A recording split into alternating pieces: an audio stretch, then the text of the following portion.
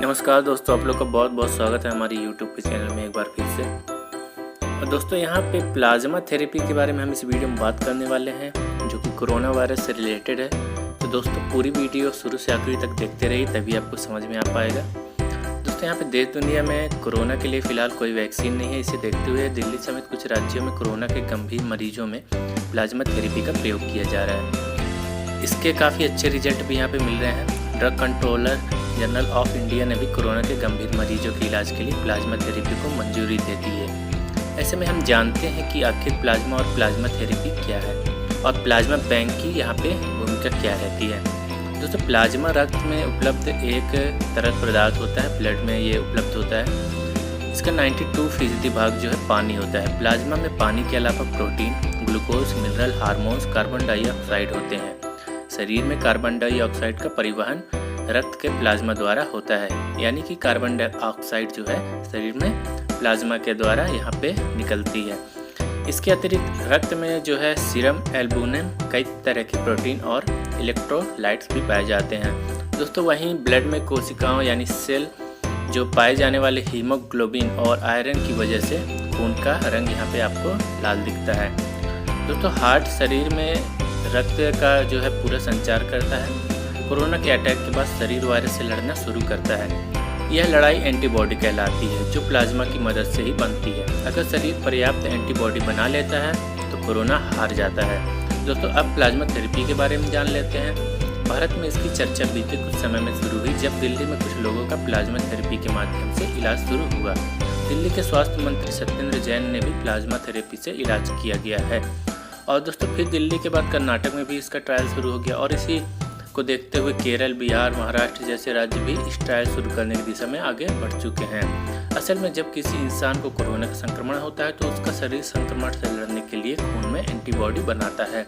यह एंटीबॉडी संक्रमण को खत्म करने में मदद करती है और ज़्यादातर मामलों में जब पर्याप्त एंटीबॉडी बन जाती है तो वायरस नष्ट हो जाता है। डॉक्टर्स के मुताबिक एक इंसान के खून से प्लाज्मा की मदद से दो लोगों का यहाँ पे इलाज किया जा सकता है। दोस्तों जिस मरीज को एक बार कोरोना का संक्रमण हो जाता है वह जब ठीक हो जाता है तो उसके शरीर में एंटीबॉडी बनती है। यह एंटीबॉडी उसको ठीक करने में मदद करती है। ऐसा व्यक्ति यहाँ पे ब्लड डोनेट कर सकता है। उसके खून में से प्लाज्मा निकाल लिया जाता है और प्लाज्मा में मौजूद एंटीबॉडी जब किसी दूसरे मरीज में डाला जाता है तो बीमार मरीज में यह एंटीबॉडी पहुँच जाता है जो उसे ठीक होने में मदद करता है। एक शख्स से निकाले गए प्लाज्मा की मदद से 2 लोगों के यहाँ पे इलाज संभव हो जाता है। कोरोना नेगेटिव आने के 2 हफ्ते के बाद वह प्लाज्मा डोनेट कर सकता है। दोस्तों यहाँ पे अब जान लेते हैं कोरोना के किन मरीजों को प्लाज्मा दे सकते हैं। दोस्तों यहाँ पे डॉक्टरों का कहना है कि जिन मरीजों को प्लाज्मा दिया जा सकता है उनके लिए भी यहाँ पे कुछ नियम हैं। दोस्तों सामान्य तौर पर वायरस से गंभीर रूप से प्रभावित और जो श्वसन के संक्रमण से पीड़ित मरीजों को यहाँ पे प्लाज्मा दिया जा सकता है। दोस्तों यहाँ पे एंटीबॉडीज़ का हम रोल जान लेते हैं। एंटीबॉडीज हमारे शरीर में उत्पन्न होने वाला एक प्रोटीन है। यह एक एंटीजन नामक बाहरी हानिकारक तत्वों से लड़ने में मदद करता है। जब शरीर में एंटीजन प्रवेश करता है तब इम्यून सिस्टम एंटीबॉडीज बनाता है। एंटीबॉडीज एंटीजन के साथ जुड़कर एंटीजन को बांध देते हैं और साथ ही इनको निष्क्रिय भी कर देते हैं। यहाँ आपको बता दें कि एक स्वस्थ व्यक्ति के अंदर हजारों की संख्या में यहाँ पे एंटीबॉडी होते हैं। दोस्तों क्या प्लाज्मा तकनीक स्वस्थ होने की यहाँ पे गारंटी है?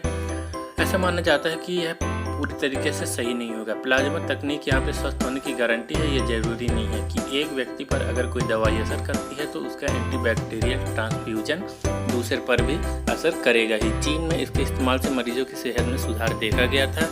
कई दूसरे देशों से भी इससे फायदे मिलने की खबरें हैं।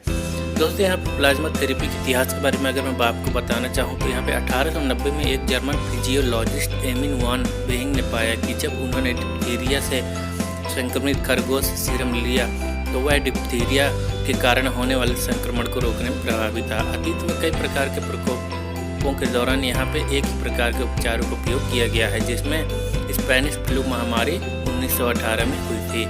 यहाँ पे डिप्थीरिया का प्रकोप 1920 में भी हुआ था, उसमें भी ये किया गया था। उस समय कॉन्सेंट्रेटेड प्लाज्मा थेरेपी कम प्रभावित थी और इसके पर्याप्त प्रभाव भी थे। दोस्तों प्लाज्मा बैंक, यहाँ पे दिल्ली में कोरोना के मरीजों के लिए देश का पहला प्लाज्मा बैंक शुरू हो चुका है। लीवर और पित्त विज्ञान संस्था में प्लाज्मा बैंक शुरू किया गया है। प्लाज्मा दान करने के लिए 1031 पर लोग फ़ोन करके अपना प्लाज्मा डोनेट कर सकते हैं, या व्हाट्सएप नंबर भी आपकी स्क्रीन में सो रहा होगा, इसमें भी आप संदेश भेज सकते हैं।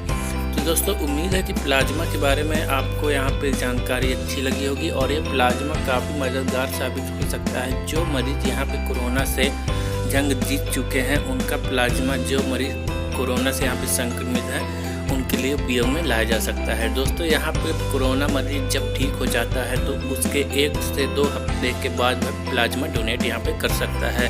दोस्तों कोरोना महामारी को देखते हुए ये काफ़ी ज़रूरी हो गया है कि वैक्सीनेशन के साथ साथ हमें और भी यहाँ पे प्रक्रियाएं करनी चाहिए, जो कि काफ़ी मददगार साबित होंगी कोरोना के मरीज़ को ठीक करने में। दोस्तों ये वीडियो आपको अगर पसंद आया हो तो इस वीडियो को लाइक कर दीजिए और चैनल को सब्सक्राइब कर दीजिए। ऐसी कई सारी महत्वपूर्ण जानकारियाँ आपको मिलती रहेंगी और अपने दोस्तों के साथ भी ये वीडियो ज़रूर शेयर करिएगा।